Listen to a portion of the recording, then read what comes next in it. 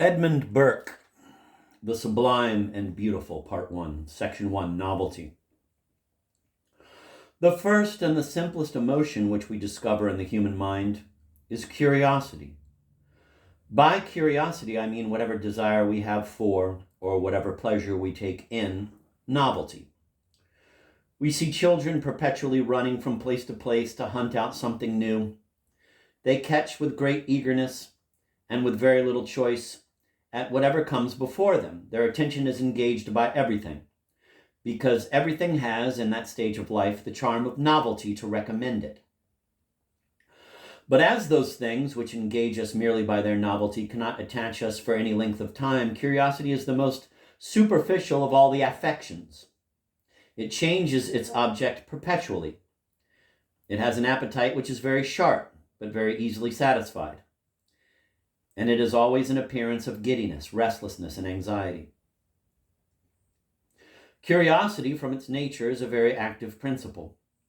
It quickly runs over the greatest part of its objects and soon exhausts the variety which is commonly to be met with in nature.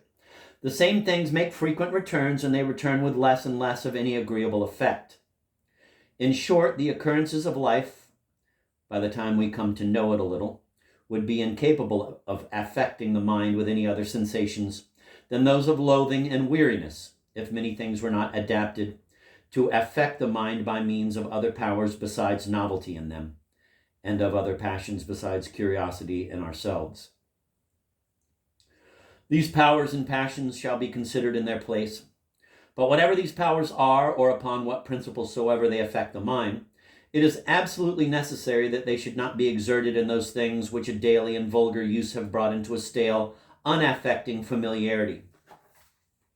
Some degree of novelty must be one of the materials in every instrument which works upon the mind, and curiosity blends itself more or less with all our passions.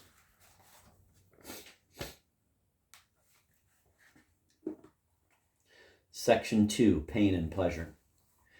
It seems then necessary towards moving the passions of people advanced in life to any considerable degree, that the objects designed for that purpose, besides their being in some measure new, should be capable of exciting pain or pleasure from other causes. Pain and pleasure are simple ideas, incapable of definition.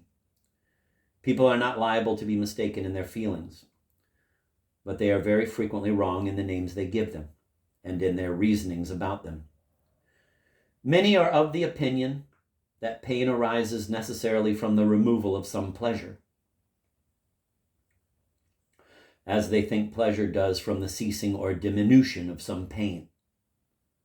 For my part, I am rather inclined to imagine that pain and pleasure, in their most simple and natural manner of affecting, are each of a positive nature, and by no means necessarily dependent on each other for their existence. The human mind is often, and I think it is for the most part, in a state neither of pain nor pleasure, which I call a state of indifference. When I am carried from this state into a state of actual pleasure, it does not appear necessary that I should pass through the medium of any sort of pain. If in such a state of indifference or ease or tranquility, or call it what you please, you were to be suddenly entertained with a concert of music, or suppose some object of a fine shape and bright lively colors to be presented before you, or imagine your smell is gratified with the fragrance of a rose, or if without any previous thirst you were to drink of some pleasant kind of wine, or to taste of some sweetmeat without being hungry. In all the several senses of hearing, smelling, and tasting you undoubtedly find a pleasure. Yet if I inquire into the state of your mind previous to these gratifications, you will hardly tell me that they found you in any kind of pain, or having satisfied these several senses with their several pleasures. Will you say that any pain has succeeded, though the pleasure is absolutely over? Suppose, on the other hand, a man in the same state of indifference to receive a violent blow, or to drink of some bitter potion, or to have his ears wounded with some harsh and grating sound. Here is no removal of pleasure, and yet here is felt in every sense which is affected a pain very distinguishable. It may be said, perhaps, that the pain in these cases had its rise from the removal of the pleasure which the man enjoyed before, though that pleasure was of so low a degree as to be perceived only by the removal. But this seems to me a subtlety that is not discoverable in nature, For if, previous to the pain, I do not feel any actual pleasure, I have no reason to judge that any such thing exists, since pleasure is only pleasure as it is felt. The same may be said of pain, and with equal reason. I can never persuade myself that pleasure and pain are mere relations, which can only exist as they are contrasted, but I think I can discern clearly that there are positive pains and pleasures which do not at all depend upon each other. Nothing is more certain to my own feelings than this. There is nothing which I can distinguish in my mind with more clearness than the three states of indifference, of pleasure, and of pain. Every one of these I can perceive without any sort of idea of its relation to anything else. Caius is afflicted with a fit of the colic. This man is actually in pain. Stretch Caius upon the rack, he will feel a much greater pain. But does this pain of the rack arise from the removal of any pleasure? Or is the fit of the colic a pleasure or a pain? Just as we are pleased to consider it. Section 3, the difference between the removal of pain and positive pleasure. We shall carry this proposition yet a step farther. We shall venture to propose that pain and pleasure are not only not necessarily dependent for their existence on their mutual diminution or removal, but that in reality, the diminution or ceasing of pleasure does not operate like positive pain, and that the removal or diminution of pain in its effect has very little resemblance to positive pleasure. Footnote 1. Mr. Locke, Essay on the Human Understanding, thinks that the removal or lessening of a pain is considered and operates as a pleasure, and the loss or diminishing of pleasure as a pain. It is this opinion which we consider here. End of footnote. The former of these propositions will, I believe, be much more readily allowed than the latter, because it is very evident that pleasure, when it has run its career, sets us down very nearly where it found us. Pleasure of every kind quickly satisfies. And when it is over, we relapse into indifference, or rather we fall into a soft tranquility, which is tinged with the agreeable color of the former sensation. I own it is not at first view so apparent that the removal of a great pain does not resemble positive pleasure.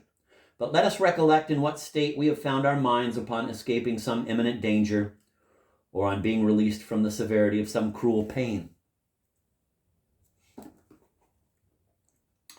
We have on such occasions found, if I am not much mistaken, the temper of our minds in a tenor very remote from that which attends the presence of positive pleasure. We have found them in a state of much sobriety, impressed with a sense of awe, in a sort of tranquility shadowed with horror. The fashion of the countenance and the gesture of the body on such occasions is so correspondent to this state of mind, that any person, a stranger to the cause of the appearance, would rather judge us under some consternation than in the enjoyment of anything like positive pleasure. This is a quote from the Iliad. As when a wretch who, conscious of his crime, pursued for murder from his native clime, just gains some frontier, breathless, pale, amazed, all gaze, all wonder. End of quote. This striking appearance of the man whom Homer supposes to have just escaped an imminent danger, the sort of mixed passion of terror and surprise with which he affects the spectators, paints very strongly the manner in which we find ourselves affected upon occasions any way similar. For when we have suffered from any violent emotion, the mind naturally continues in something like the same condition, after the cause which first produced it has ceased to operate. The tossing of the sea remains after the storm, and when this remain of horror has entirely subsided, all the passion which the accident raised subsides along with it, and the mind returns to its usual state of indifference. In short, pleasure, I mean anything either in the inward sensation or in the outward appearance, like pleasure from a positive cause, has never, I imagine, its origin from the removal of pain or danger.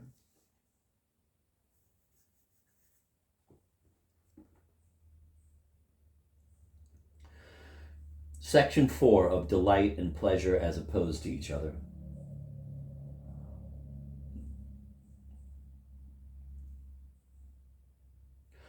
But shall we therefore say that the removal of pain or its diminution is always simply painful?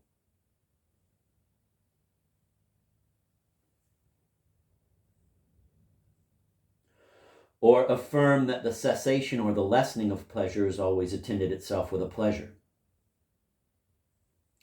By no means. What I advance is no more than this. First, that there are pleasures and pains of a positive and independent nature. And secondly, that the feeling which results from the ceasing or diminution of pain does not bear a sufficient resemblance to positive pleasure to have it considered as of the same nature, or to entitle it to be known by the same name. And thirdly, that upon the same principle, the removal or qualification of pleasure has no resemblance to positive pain. It is certain that the former feeling, the removal or moderation of pain, has something in it far from distressing or disagreeable in its nature. This feeling, in many cases so agreeable, but in all so different from positive pleasure, has no name which I know, but that hinders not its being a very real one, very different from all and very different from all others. It is most certain that every species of satisfaction or pleasure, how different soever in its manner of affecting, is of a positive nature in the mind of him who feels it. The affection is undoubtedly positive, but the cause may be, as in this case it certainly is, a sort of privation. And it is very reasonable that we should distinguish by some term two things so distinct in nature as a pleasure that is such simply and without any relation from that pleasure which cannot exist without a relation, and that too a relation to pain. Very extraordinary it would be if these affections, so distinguishable in their causes, so different in their effects, should be confounded with each other because vulgar use has ranged them under the same general title. Whenever I have occasion to speak of this species of relative pleasure, I call it delight. And I shall take the best care I can to use that word in no other sense. I am satisfied the word is not commonly used in this appropriated signification, but I thought it better to take up a word already known and to limit its signification than to introduce a new one which would not perhaps incorporate so well with the language.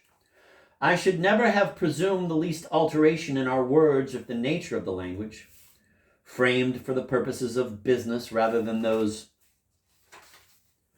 of philosophy, and the nature of my subject that leads me out of the common track of discourse, did not in a manner necessitate me to it. I shall make use of this liberty with all possible caution.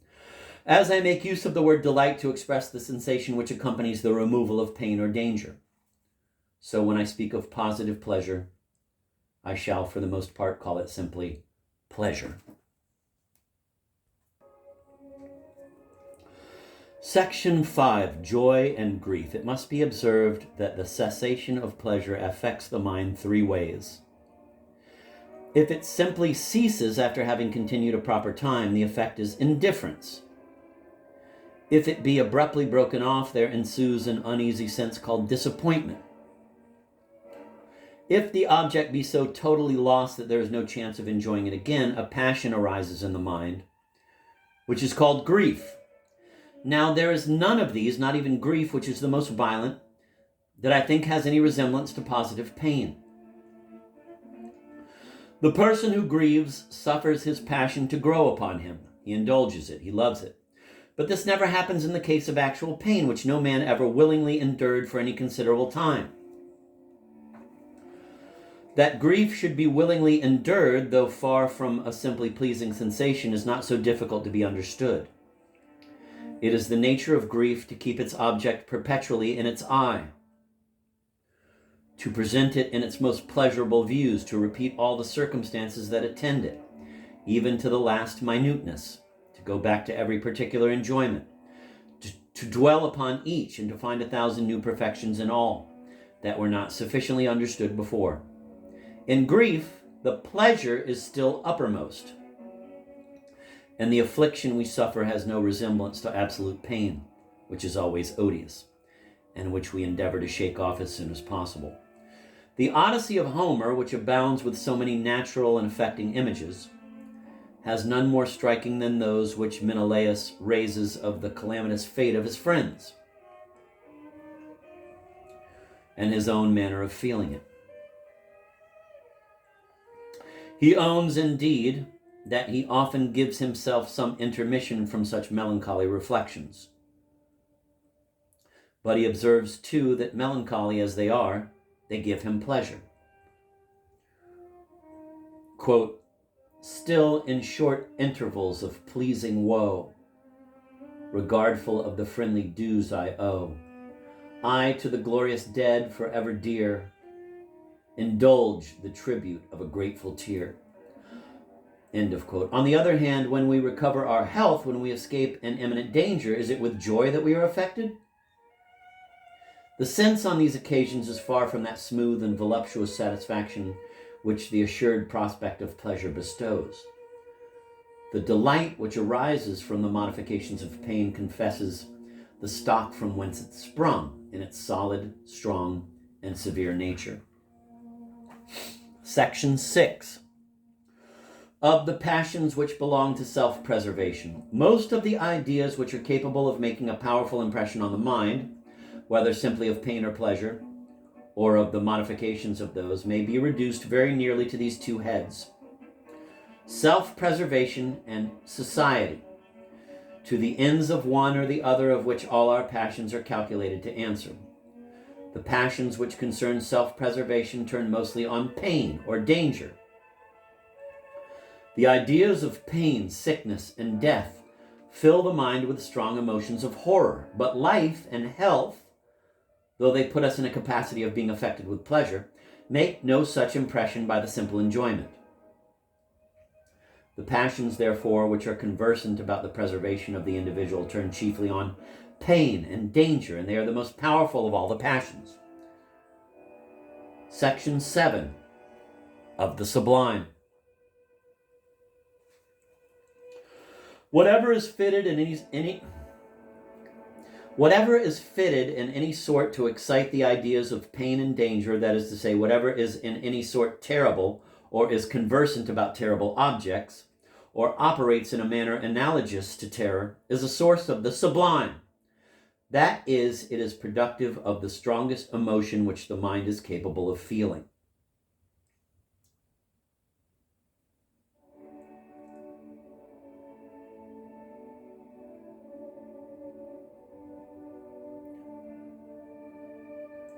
I say the strongest emotion because I am satisfied the ideas of pain are much more powerful than those which enter on the part of pleasure.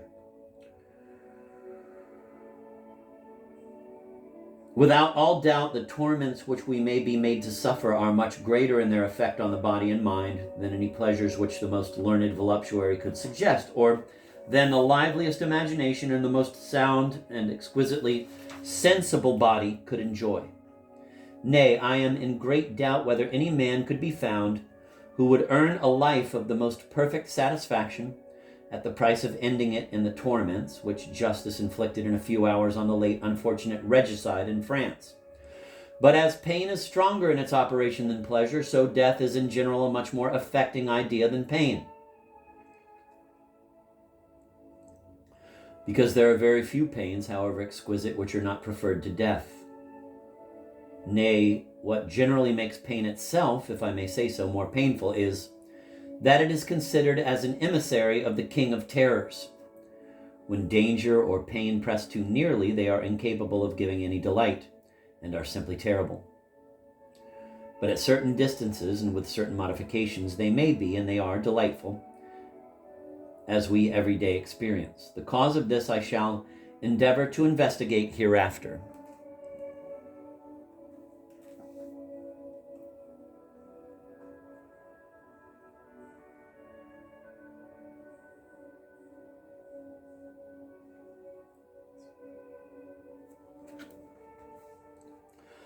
Section 8 of the passions which belong to society. The other head under which I class our passions is that of society, which may be divided into two sorts. 1. The society of the sexes, which answers the purposes of propagation. And next, that more general society which we have with men and with other animals, and which we may in some sort be said to have even with the inanimate world. The passions belonging to the preservation of the individual turn wholly on pain and danger. Those which belong to generation have their origin in gratifications and pleasures. The pleasure most directly belonging to this purpose is of a lively character, rapturous and violent, and confessedly the highest pleasure of sense.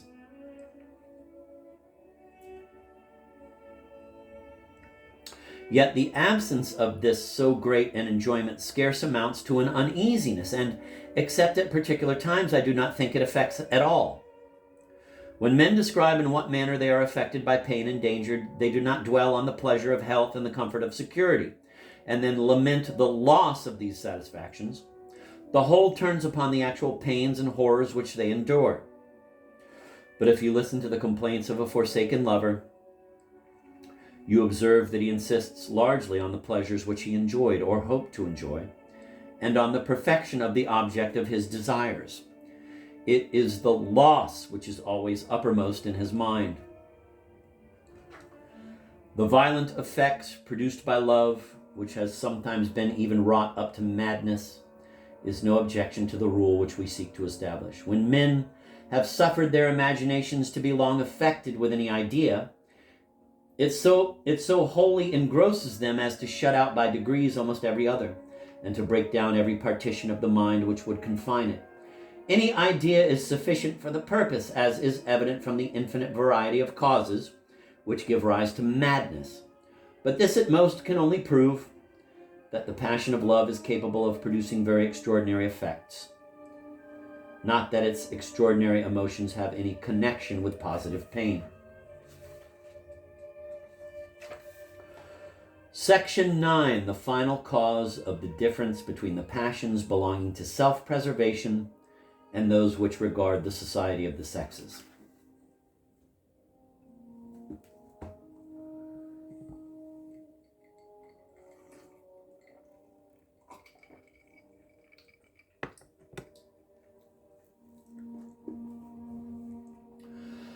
The final cause of the difference in character between the passions which regard self-preservation and those which are directed to the multiplication of the species will illustrate the foregoing remarks yet further, and it is, I imagine, worthy of observation even upon its own account. As the performance of our duties of every kind depends upon life, and the performing them with vigor and efficacy depends upon health, we are very strongly affected with whatever threatens the destruction of either. But as we are not made to acquiesce in life and health, the simple enjoyment of them is not attended with any real pleasure, lest, satisfied with that, we should give ourselves over to indolence and inaction. On the other hand, the generation of mankind is a great purpose, and it is requisite that men should be animated to the pursuit of it by some great incentive. It is therefore attended with a very high pleasure. But as it is by no means designed to be our constant business, it is not fit that the absence of this pleasure should be attended with any considerable pain. The difference between men and brutes is this point. The difference between men and brutes in this point seems to be remarkable. Men are at all times pretty equally disposed to the pleasures of love because they are to be guided by reason in the time and manner of indulging them. Had any great pain arisen from the want of this satisfaction, reason, I am afraid, would find great difficulties in the performance of its office.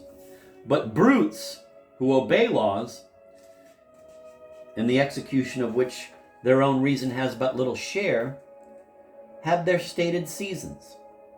At such times it is not improbable that the sensation from the want is very troublesome, because the end must be then answered or be missed in many, perhaps forever, as the inclination returns only with its season.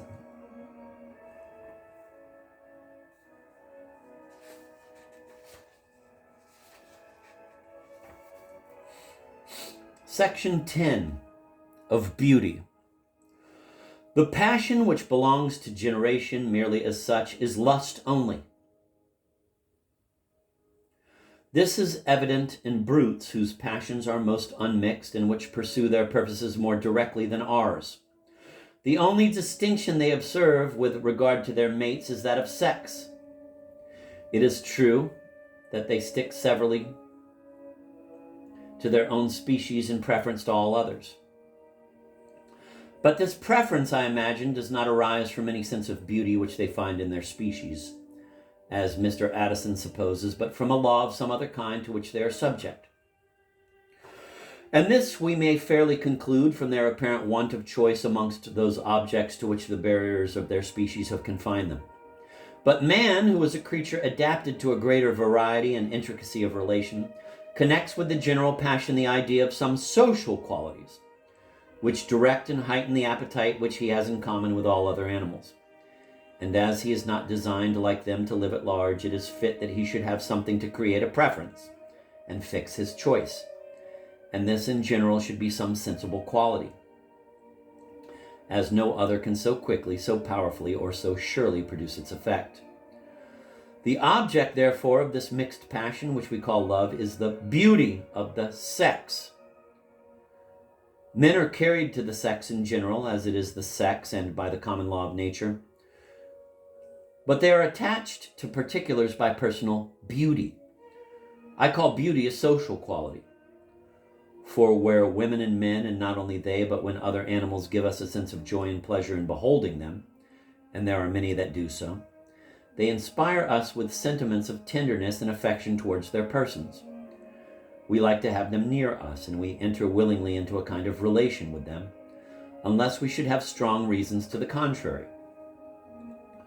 But to what end, in many cases, this was designed, I am unable to discover. For I see no greater reason for a connection between man and several animals who are attired in so engaging a manner, than between him and some others who entirely want this attraction, or possess it in a far weaker degree. But it is probable that Providence did not make even this distinction, but with a view to some great end, though we cannot perceive distinctly what it is, as his wisdom is not our wisdom, nor our ways his ways. Section 11, Society and Solitude. The second branch of the social passions is that which administers to society in general. With regard to this, I observe that society, merely as society, without any particular heightenings, gives us no positive pleasure in the enjoyment, but absolute and entire solitude, that is, the total and perpetual exclusion from all society, is as great a positive pain as can almost be conceived. Therefore, in the balance between the pleasure of general society and the pain of absolute solitude, pain is the predominant idea. But the pleasure of any particular social enjoyment outweighs very considerably the uneasiness caused by the want of that particular enjoyment, so that the strongest sensations relative to the habitudes of particular society are sensations of pleasure. Good company, lively conversation, and the endearments of friendship fill the mind with great pleasure. A temporary solitude, on the other hand, is itself agreeable. This may perhaps prove that we are creatures designed for contemplation as well as action, since solitude as well as society has its pleasures. As from the former observation we may discern that an entire life of solitude contradicts the purposes of our being, since death itself is scarcely an idea of more terror. Section 12, Sympathy, Imitation, and Ambition. Under this denomination of society, the passions are of a complicated kind and branch out into a variety of forms. Agreeably to that variety of ends they are to serve in the great chain of society. The three principal links in this chain are sympathy, imitation, and ambition. Section 13, Sympathy. It is by the first of these passions that we enter into the concerns of others, that we are moved as they are moved, and are never suffered to be indifferent spectators of almost anything which men can do or suffer. For sympathy must be considered as a sort of substitution by which we are put into the place of another man and affected in many respects as he is affected, so that this passion may either partake of the nature of those which regard self-preservation and turning upon pain may be a source of the sublime, or it may turn upon ideas of pleasure. And then whatever has been said of the social affections, whether they regard society in general or only some particular modes of it, may be applicable here. It is by this principle chiefly that poetry, painting, and other affecting arts transfuse their passions from one breast to another, and are often capable of grafting a delight on wretchedness, misery, and death itself. It is a common observation that objects which in the reality would shock are in tragical and such like representations the source of a very high species of pleasure. This, taken as a fact, has been the cause of much reasoning. The satisfaction has been commonly attributed, first, to the comfort we receive in considering that so melancholy a story is no more than a fiction, and next to the contemplation of our own freedom from the evils which we see represented. I am afraid it is a practice much too common in inquiries of this nature to attribute the cause of feelings which merely arise from the mechanical structure of our bodies, or from the natural frame and constitution of our minds, to certain conclusions of the reasoning faculty on objects presented to us. For I should imagine that the influence of reason in producing our passions is nothing near so extensive as it is commonly believed. Section 14. The effects of sympathy in the distresses of others.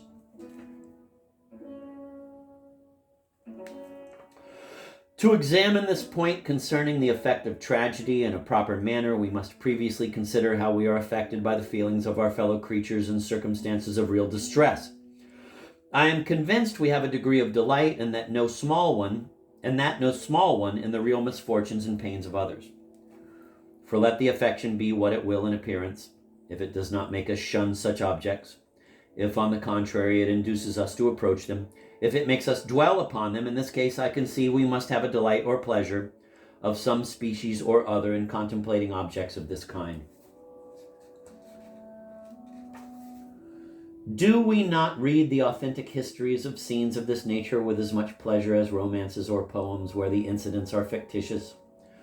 The prosperity of no empire, nor the grandeur of no king, can so agreeably affect us, the prosperity of no empire, nor the grandeur of no king can so agreeably affect in the reading as the ruin of the state of Macedon and the distress of its unhappy prince.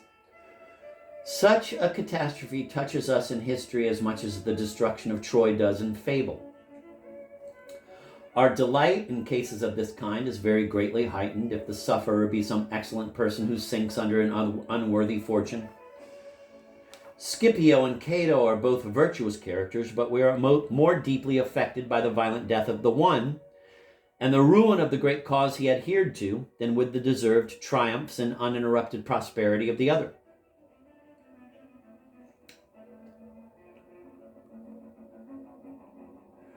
For terror is a passion which always produces delight when it does not press too closely. And pity is a passion accompanied with pleasure, because it arises from love and social affection. Whenever we are formed by nature to any active purpose, the passion which animates us to it is attended with delight or a pleasure of some kind.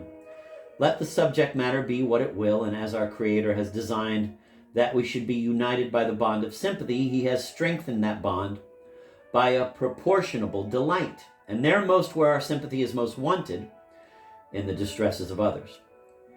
If this passion was simply painful, we would shun with the greatest care all persons and places that could excite such a passion, as some, who are so far gone in indolence as not to endure any strong impression, actually do. But the case is widely different with the greater part of mankind. There is no spectacle we so eagerly pursue as that of some uncommon and grievous calamity, so that whether the misfortune is before our eyes, or whether they are turned back to it in history, it always touches with delight.